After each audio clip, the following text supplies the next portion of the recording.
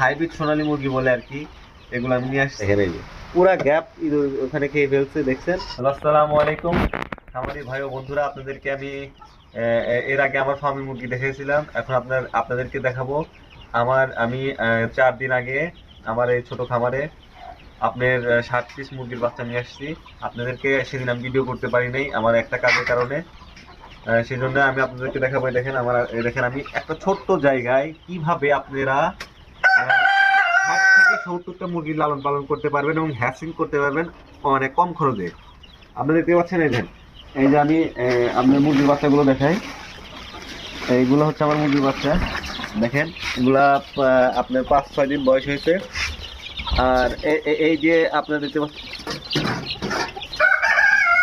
এগুলো আপনারা দেখতে পাচ্ছেন এই মুরগিগুলো হচ্ছে আপনার হাইব্রিড সোনালী মুরগি বলে আর কি, এগুলো আমি নিয়ে আসছি। এগুলা পার পিস মুরগির দাম নিয়েছে আমাকে 28 টাকা পার পিস মুরগির বাচ্চার দাম। আমি 5 দিন আগে এই মুরগির বাচ্চাগুলো নিয়ে আসছি, দেখেন মুরগির বাচ্চাগুলো। আর দেখেন মূলত যে কারণে মূলত আপনাদেরকে বলতে চাচ্ছি আর কি, যে আপনারা দেখতে পাচ্ছেন এই যে এখানে একটা লাল বাল্ব বৃষ্টি, যাতে আজকে অনেক বৃষ্টি হচ্ছে, এখানে অনেক ঠান্ডা পড়ছে আর কি। দেখেন মুরগির বাচ্চাগুলো।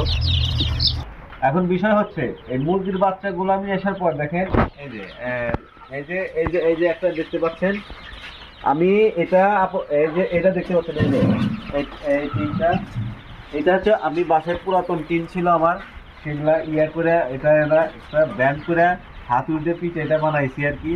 কারণ এগুলো কিনতে গেলে বাজারে অনেক টাকা দাম। আপাতত আমি 60-70টা মুরগি পালার জন্য আপাতত এটা আমি বাসায় বানাইছি। আর বিশেষ করে দেখেন মুরগির বাচ্চাগুলো অনেক বড় হয়ে গেছে, এখন এর ভিতরে এখানে আটার মতো আর কোনো পরিস্থিতি নাই, এখানে ওদেরকে ছেড়ে দেবো লং জায়গাতে। সেই জন্য আজকে মূলত ভিডিওটা করলাম আসলে। আর আপনারা নিজেও জানেন যে আমার পাশে এটা হচ্ছে সেদিন আপনাকে দেখেছিলাম, এটা ফার্মি মুরগির হচ্ছে আমার, এটা ফার্মি মুরগিগুলো ওখানে আছে। এগুলোর ভিতরে দেশি মুরগি বা অন্যান্য মুরগি আছে। আর পিছনে আপনি দেখতে পাচ্ছেন ওদের ভিতরে আরো মুরগি আছে, এগুলো আপনাকে অন্য একদিন দেখাবো আপনাদেরকে। আর আপাতত এগুলা আমি একটু বড় জায়গায় ছেড়ে দেবো, কিভাবে কি করব সেটার ভিডিও আপনারা দেখতে পাবেন। আপনারা আমার সঙ্গেই থাকুন। যেহেতু আমার ছোট জায়গা, সেই জন্য এগুলো আমি ট্রান্সফার করে দিচ্ছি। মানে ট্রান্সফার করতে বলতে আমি এখানে পরিষ্কার করবো, পরিষ্কার করার পরে এদেরকে আরেকটু বড় জায়গায় বড় স্পেসে এদেরকে ছেড়ে দিব, আপনারা দেখবেন।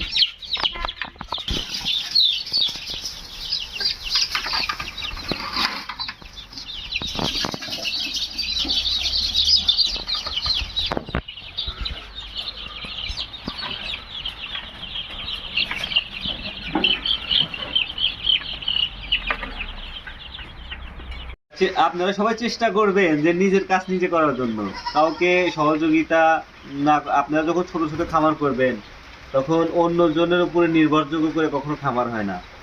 আপনি নিজের খামারে নিজে যদি কাজ করতে পারেন তাহলে আপনি একজন আপাতত খামারে হতে পারবেন। খামার একটা নেশার মতো, আমি নিজে কাজ করতেছি। আর বিশেষ করে আপনারা যে এইগুলো নেট দিয়ে যারা করেন, যারা মানে মুরগি পালন করার চেষ্টা করবেন, কবিতর বা কোয়েল পাখি যে যাই পালন না কেন, ইঁদুরের হাত থেকে রক্ষা করে। দেখেন এই যে ইঁদুর দেখতে পাচ্ছেন, আপনি খেয়াল করেন, দেখেন ইঁদুর এখানে কি করছে। এই দেখেন এই যে পুরা গ্যাপ ইঁদুর ওখানে খেয়ে ফেলছে, দেখছেন। ইঁদুর খুবই যন্ত্রণা দেয়।